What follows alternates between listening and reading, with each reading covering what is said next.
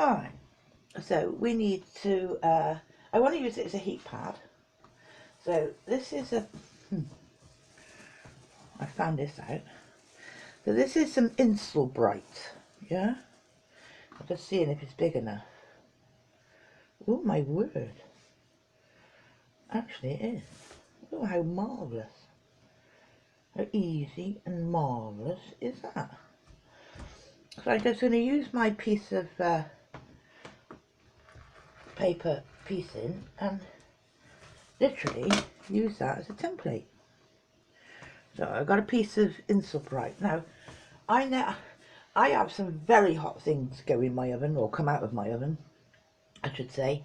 So that's not good enough for me. You know, if I'm getting out a hot tin of roasties where the fat is bubbling, I do not want to drop the damn thing. So I am also using my template, roughly, you know, because we can sharpen all this up. So roughly using my template on some ordinary wadding, batting, whatever you like to call it.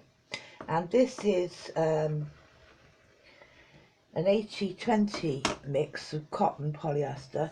So it should, you know, you don't, if you were to use the complete polyester one, not good if you put hot things on it, because it might melt.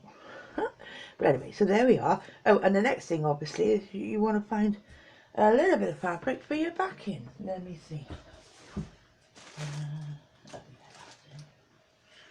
Will that do? Yes, that'll do. Right, this is a bit of oldies. So again, I'm only doing it roughly because I am going to square all this lot up.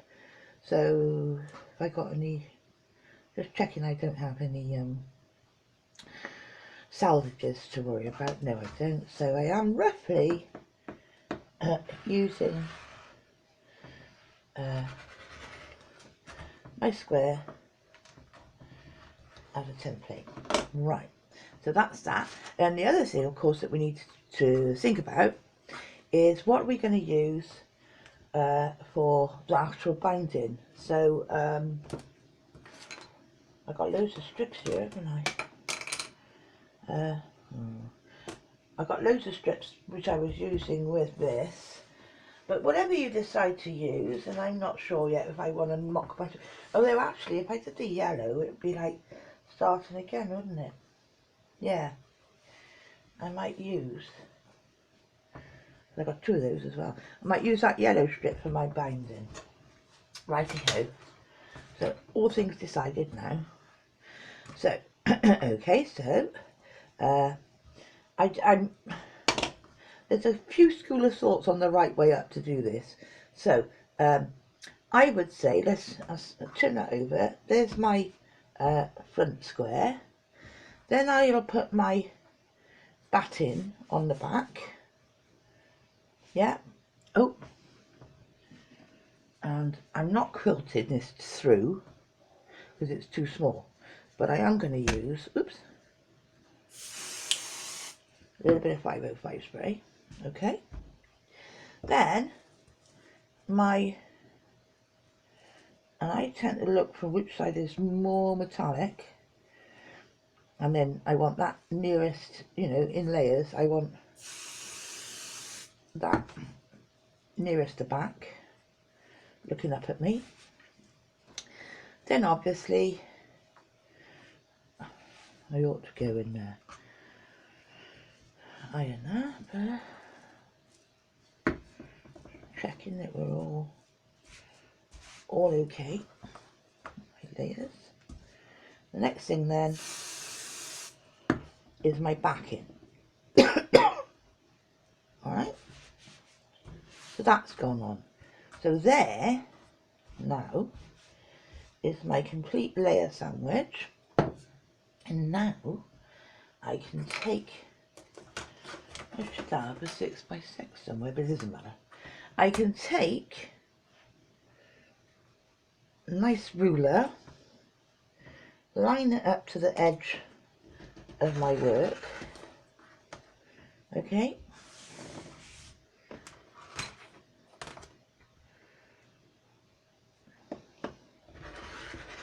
cut through all the layers, so they're all the same size now.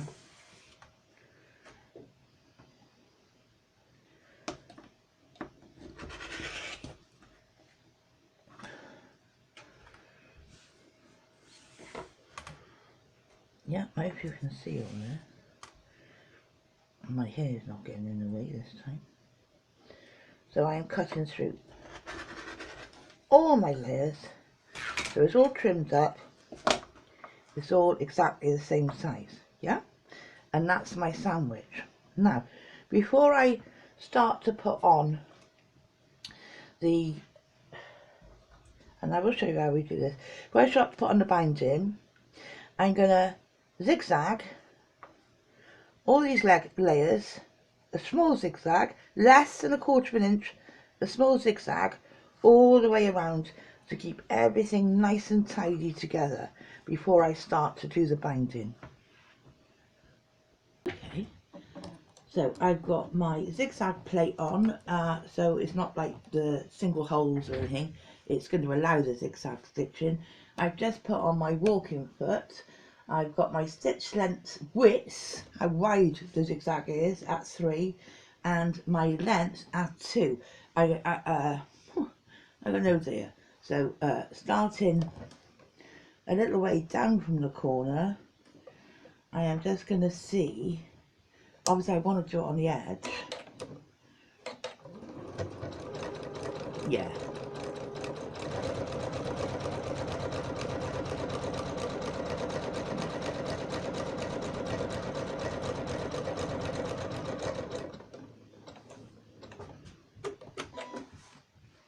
I'm just doing it on the edge, needle up. Yeah.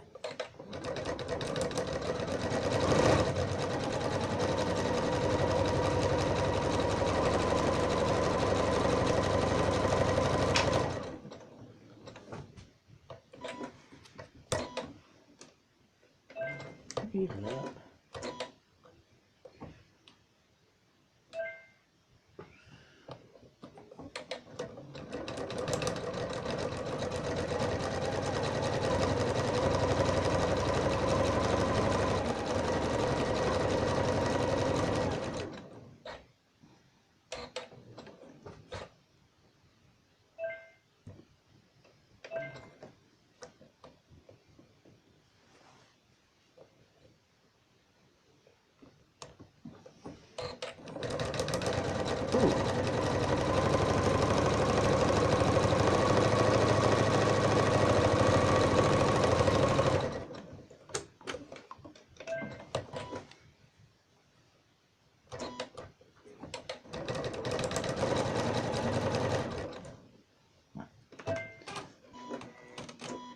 That'll do me.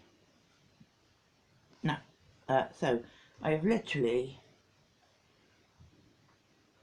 just gone round with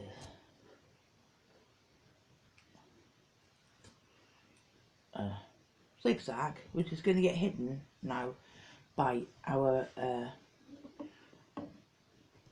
binding.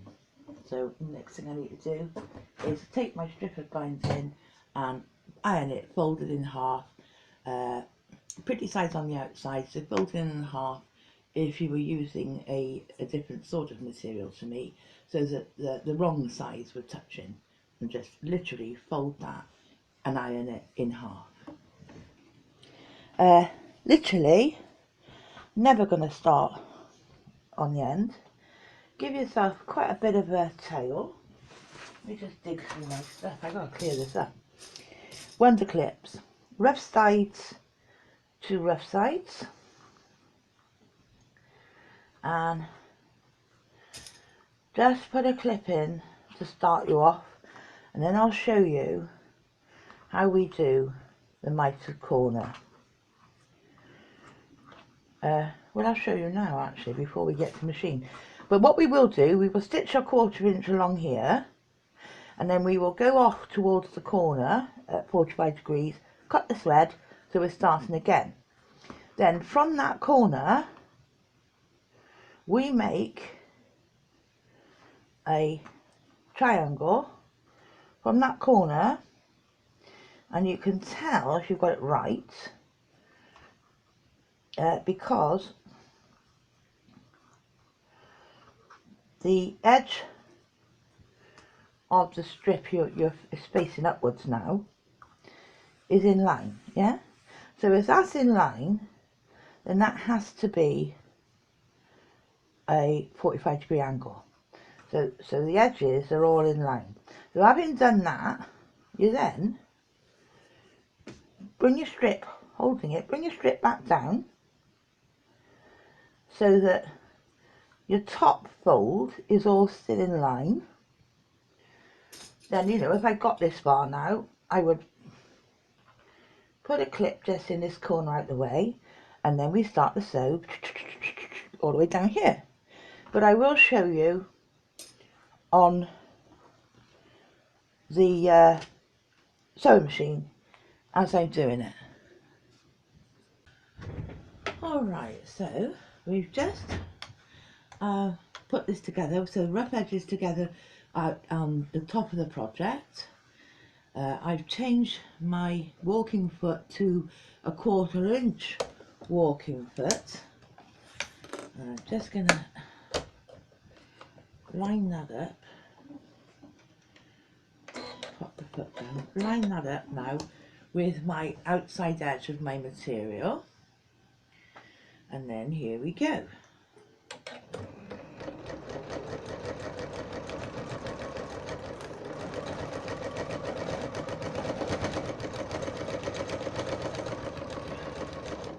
And just when I get one more stitch, maybe another one, just when I get to a 1/4 inch before my edge, I'm turning the project, and I'm going off at a 45-degree angle towards the corner, cutting my thread. Then, as I discussed with you over on the table, yeah, I can bring, you see, I can bring that up so it's in line, then holding on to it, I fold it back down so it comes back down nice and straight, and my fold then is right on the top of my project in line with this edge. Then I plop my clip on to hold it.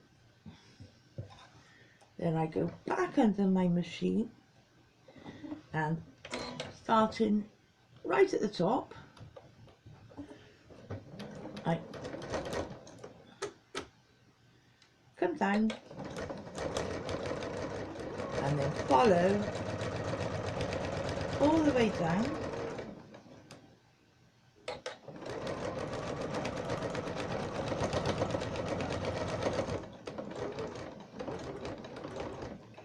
till I get to within 1/4 inch, and I can tell because on my feet they've got marks that tell me that needle is 1/4 inch away from that mark, so I can use my marks on my feet. So check out your feet, have they got little marks? They're actually showing you your 1/4 inch in front of your needle. Alright, and yet again I take that bit up which forms my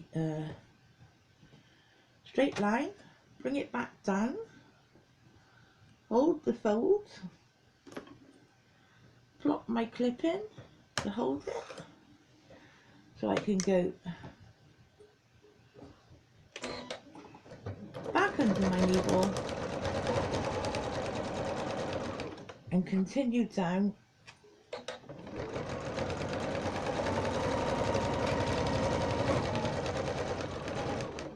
my straight edge. Here we go, twist it, go off at 45 degrees to the corner, cut my threads, that goes up out the way, so give me my nice straight line, so then I bring it back down on itself.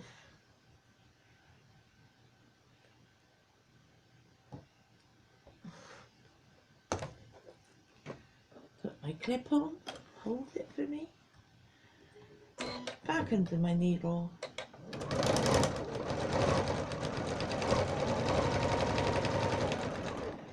And away we go again. Now I gotta get that out of the way.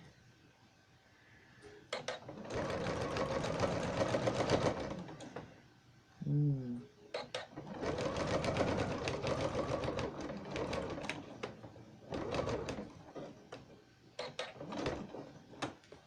I'm in the same spot now, so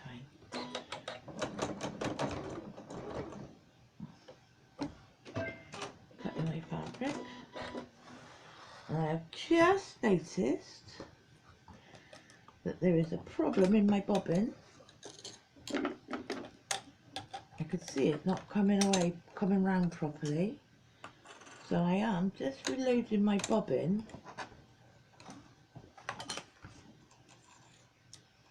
I don't know why, but that seemed to cause a problem there. And I can see on my stitching here, there's a few, look, see, there's long skip stitches. But it's not a problem because now I can just go back and I can just restitch that. Okay, now this is our last corner.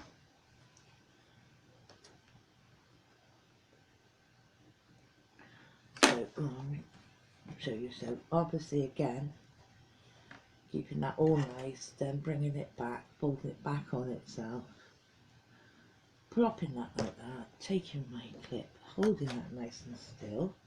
Now I don't want to go very far because I need to do a joining thing here.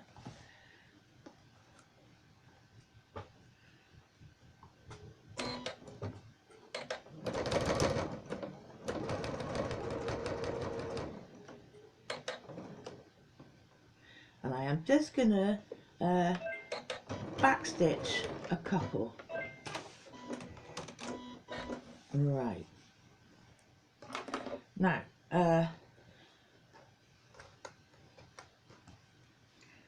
if I was doing something, I should say what to do this at the table really. Righty-ho, I was just going to say that if we were actually going to be doing finishing off a quilt or something like that, then I will share. I will share with you when we do that exactly how that these edges get finished off in a 45-degree angle, which gives you a perfect finish. But as this is literally going to be in my kitchen, isn't it? And I am going to be using it as a pot holder, and that's that. What I am going to do here is I am just going to do something a little different. I need one to tuck inside the other, so yeah. So I'm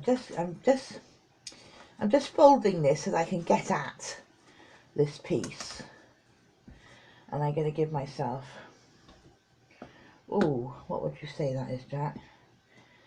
A good 1/2 inch.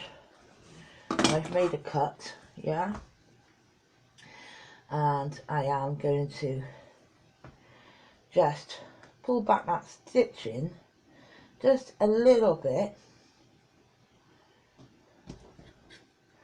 I'm just going to, oops, open up my stitching just about 1 inch, and I am going to make a quick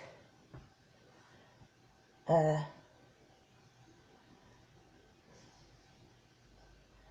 don't know if you can see this very well, but I'm just making folding in a quick 1/4 inch turning.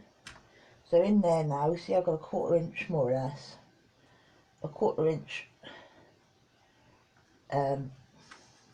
hem, yeah, so I haven't got a rough edge anymore, and I'm just doing that with my nail. And then this side that's coming down, yeah, I only need it to cross over a little bit. So round about there, I'm just roughly doing it by eye. I can cut that off, and as that is gonna, I can make it a bit smaller actually.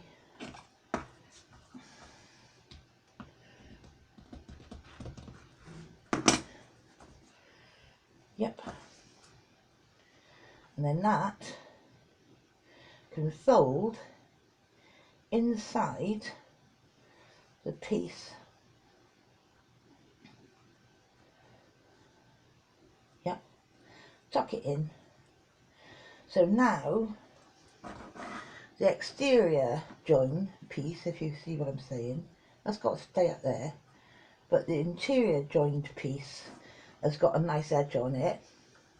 And now I can go back and I can stitch right down across the two of them to keep that all, you know, so that that's holding that all down nice and firm, which is, I'm just going to go and do that. So I just wanted to show you, now I've stitched down, okay, so there's my join. You could do a little stitch up there if you wanted to. I'm going to see how mine looks. I don't think, by the time I've wrapped it round, I don't think it's going to matter. So now, obviously, what we need to do is to turn back this binding, yeah, which I'm going to do, and I'm going to give it a press. I'm going to press it all back.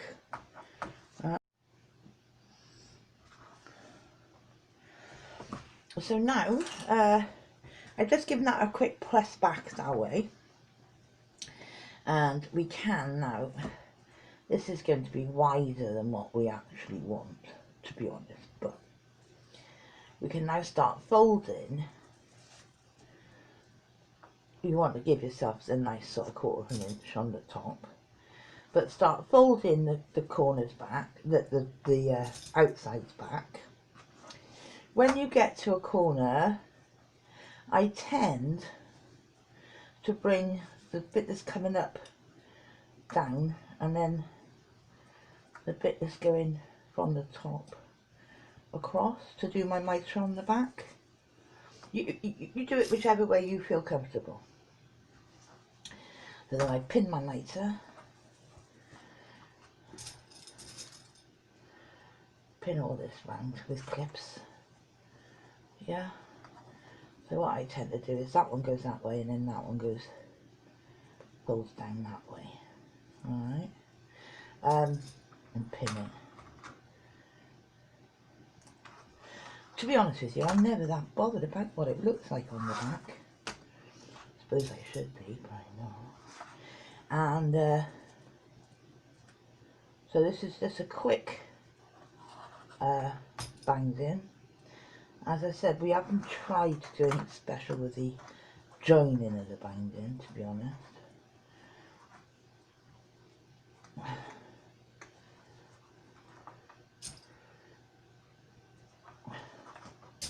Right, then what I will do, yeah, is stitching in the ditch, which basically means making sure that I think that this is, you know, looks like it should be right around there, and then I will literally stitch between the two colours, which will catch the back, because we've got plenty hanging over, which will catch the back, alright.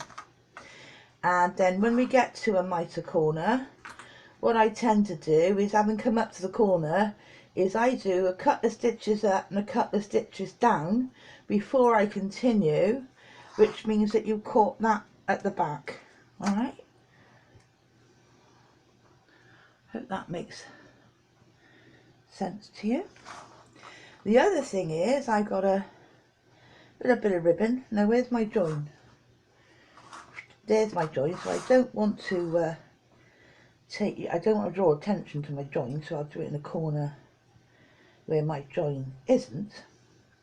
There's a couple of ways of doing this. I think the best way to do it really is, well, the other, I was going to say, don't, when you go to sew something that you want to hang up, don't go sewing it like that, because it'll always be awkward to use. Make a cross, fiddle, fiddle, fiddle, make a cross with your ribbon, like that, and sew across there, and then you've always got the loop is always open. So when I come round to that bit, I will probably just sew that loop on the back of there, yeah, and then as this is ribbon, I'll get a lighter and just slightly singe the edges so that so it'll never fray. But I will put that loop on like so. Alright, so I'm going to do that, and I'll come back and show you how it's finished. Okay, so I've just been round and stitched in the ditch, going up and down my end pieces to catch, as you can see on the back, to catch these little pieces. You see, it catches that little edge. And I've sewn on my little bit of ribbon. I've got to find the lighter now. And then if you're worried about the ribbon fraying, then carefully, but barely touch it with a lighter. Just see everything shrivel. If you do that with a lighter, it'll never fray. All right. So there it is. There's my finished hanging pot holder, which is, you know, but I won't use it that way around. I'll use it that way around because I want that side to get dirty, not that side. Huh? But it's going to look quite smart hung up, isn't it? Look quite smart hung up in the kitchen. So all these little 6-inch squares that I'm putting up different ones just to keep people busy if they enjoy it. Then it's quite a relaxing little thing to do. So these 6.5-inch squares, and then if you decide, oh yes, I'm going to finish them off and bind them, then they make perfect little heat pads and oven, oven pads, and you could put them away and give them out for birthdays, Christmas, or just make yourself a collection.